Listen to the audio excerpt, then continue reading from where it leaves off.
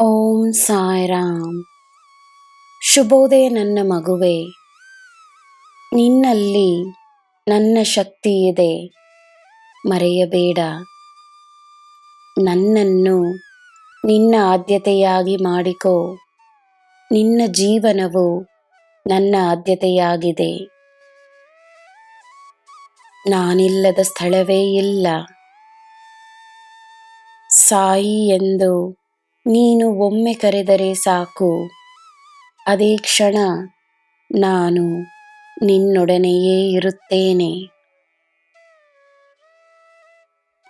ನಿನಗಿಷ್ಟವಾಗಿರುವುದು ನನಗೂ ಇಷ್ಟವೇ.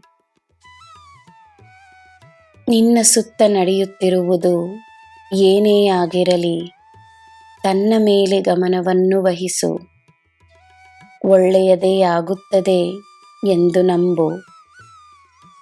ನಿನ್ನ ದಿನ ಶುಭವಾಗಿರಲಿ. ಸರ್ವಂ ಸಾಯಿಮಯಂ. ಜೈ ಸಾಯಿರಾಮ್.